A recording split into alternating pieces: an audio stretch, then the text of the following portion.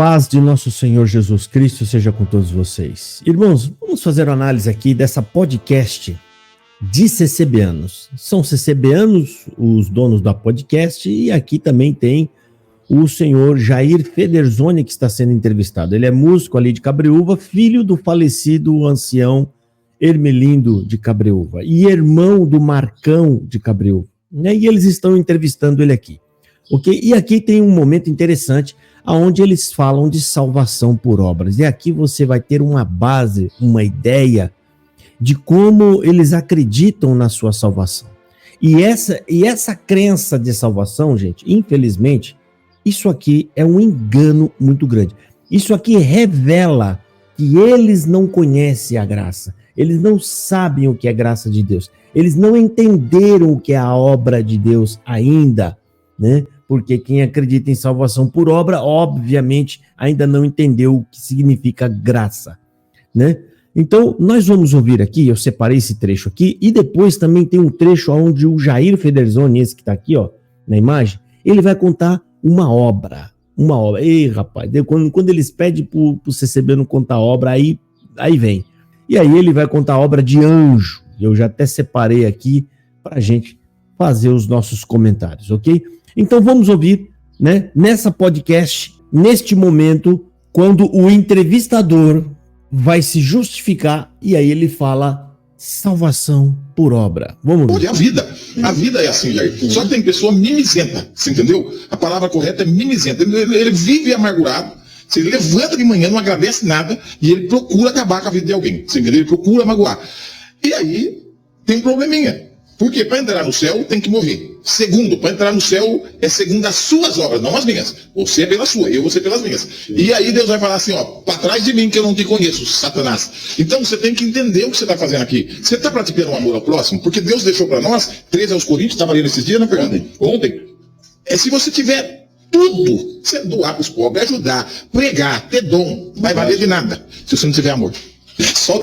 Bom, aqui ele já começou com um problema grave e sério que é, primeiro você tem que morrer.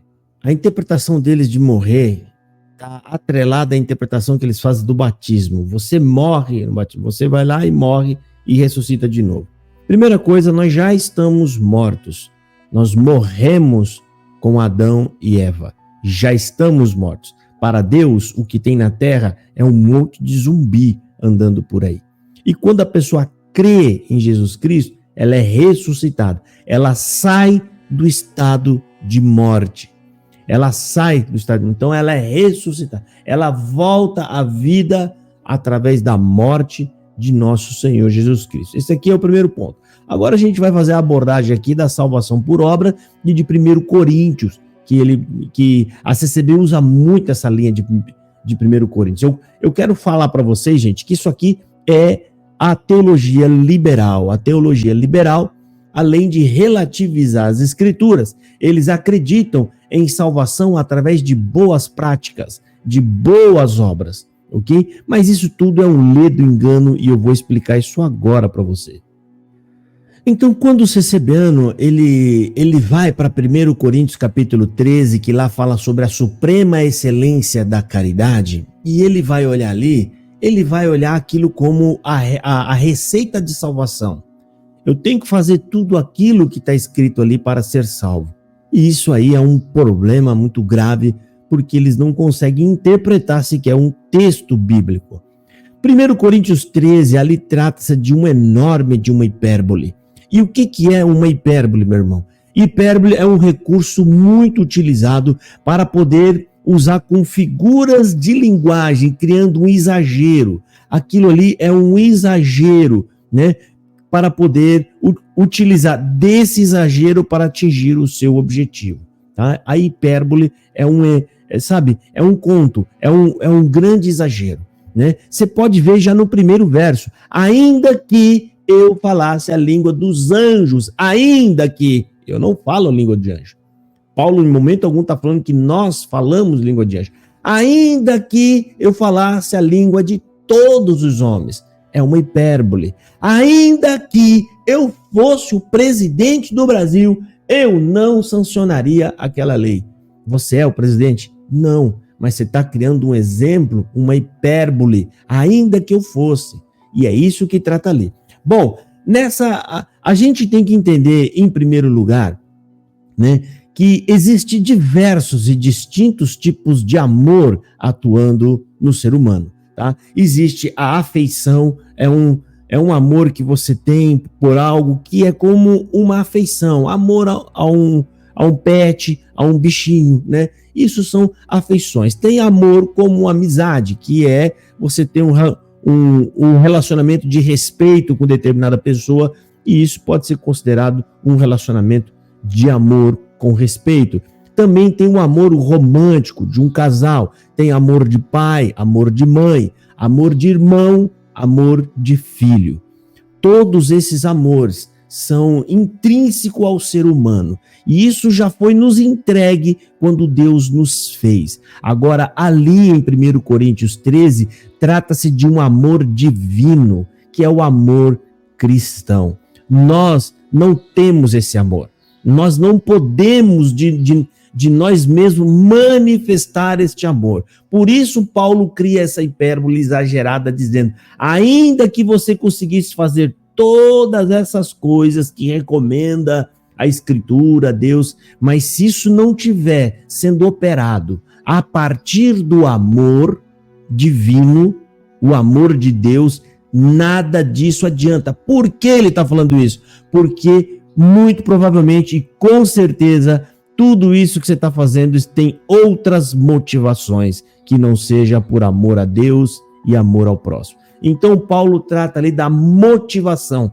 Qual é a motivação que está operando atrás de todas essas boas obras? Você morreu para ser queimado por quê? Né? Na melhor das hipóteses, o CCB vai falar, estou fazendo isso para ir ao céu, eu quero me salvar.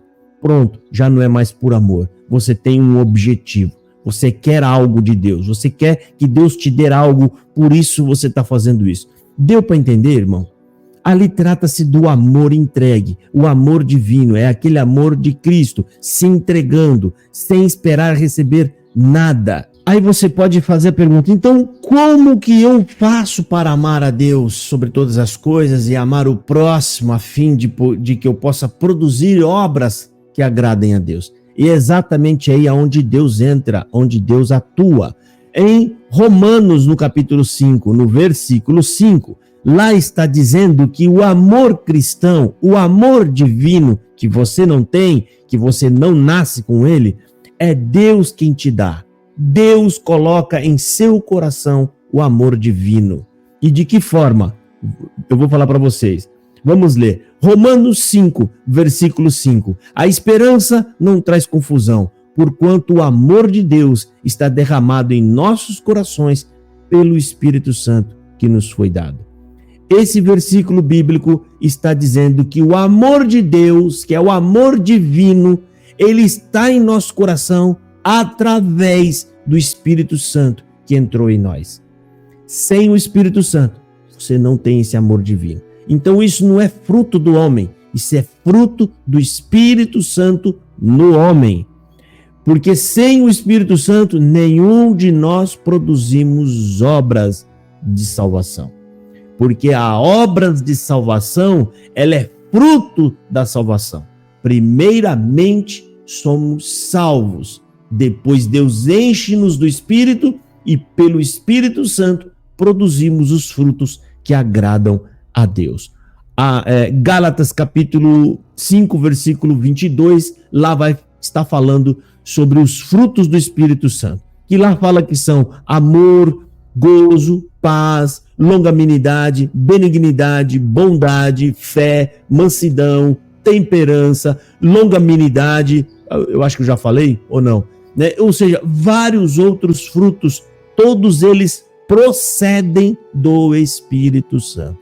Em suma, né, nós também não podemos perder de vista Efésios capítulo 2, versículo 8, 9 e 10 está nos ensinando que a salvação é pela graça e não por obras. E o texto é claro.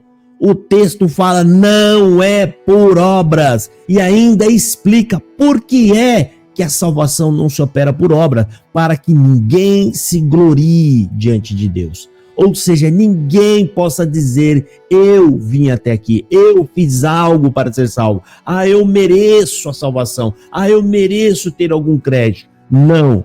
A passagem, a epístola está dizendo, pela graça sois salvos. E isso é por meio da fé.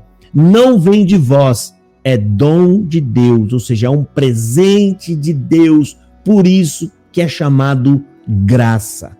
Graça significa Ele te deu por completo, sem que você precise fazer alguma coisa para adquiri-la, né? E também fala, não vem das obras para que ninguém se glorie. Então aqui nesses 2 versos opera a salvação.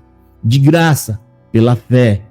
Não é pelas obras, para que ninguém se glorie. E aí no versículo 10 ele diz quando que a obra aparece. E quando que é? Porque somos feitura sua, criados em Cristo Jesus, pelas boas obras, as quais Deus preparou que andássemos nela. Ou seja, Deus, até as obras são frutos preparados por Deus, para que o nome dele seja glorificado, através das obras que o Espírito Santo vai produzir em nós. Então, meu querido, não existe salvação por obras. O homem jamais produzirá nada que agrade a Deus. Nada. A salvação é dada pela fé, por meio da fé em Cristo Jesus. Esse negócio de vocês continuarem pregando que a salvação é por meio de obras, isso é uma das maiores heresias que a CCB ensina para vocês. E quando vocês falam isso, quando vocês confessam que vocês acreditam em salvação por obra, está nítido que vocês não entenderam nada, porque é 2 coisas opostas. Salvação por graça é uma coisa, salvação por obra é outra coisa diferente. Então, quando vocês falam que vocês acreditam em salvação por obra, vocês estão confessando que não entenderam absolutamente nada do que é graça e nem do que é a obra de Deus. Vocês estão vivendo um engano. Vocês estão perdidos dentro da congregação cristã no Brasil. Irmão, a salvação por obra, se o homem pudesse se salvar por obra, Deus não precisava ter mandado Jesus vir morrer. Era só mandar um recado aqui para a terra dizendo, gente, façam as boas obras e vocês serão salvos. Era simples assim. Eu não vou precisar mandar meu filho, tá? Porque eu já encontrei um caminho. É só vocês fazerem boas obras, né? Leia aí 1 Coríntios 13 e siga aí essa receita e vocês serão salvos. Um absurdo, né? Porque aquilo ali trata-se de um exagero, um exemplo exagerado. O apóstolo está falando, tudo aquilo ali são frutos do Espírito Santo. Mas ele quer dizer o seguinte, ainda que você conseguisse executar tudo isso aqui, e não fosse pelos motivos corretos, ou seja, pelo Espírito Santo, por amor a Deus e a Cristo, de nada disso adiantaria. Não vale absolutamente nada para Deus. Por que não vale nada? Porque as suas motivações que estão atrás de cada obra dessa, se não é por amor, é por vanglória ou qualquer outra coisa que você tenha interesse. Ou seja, os interesses são outros. Os interesses estão contaminados, né? Então, agora vamos ver aqui, gente, o testemunho, né? O testemunho. Eu acho que ficou claro aqui para vocês entenderem o tamanho da aberração que essas pessoas ensinam e pregam. Isso tudo aí foi aprendido na CCB. E a CCB até o dia de hoje ensina isso, ela prega isso, salvação por obra. Gente, quando alguém prega isso, entenda, quando alguém fala isso é porque ele não entendeu nada, absolutamente nada do que é graça. Nada do que é salvação. Porque uma coisa é oposta à outra. Agora vamos ver o testemunho, vamos ver. A visão desse milagre da Dani. Eu vou ver se eu consigo lembrar inteiro. Então vamos lá. Deus, quando chamou meu pai nessa graça, ele era uma família gigantesca.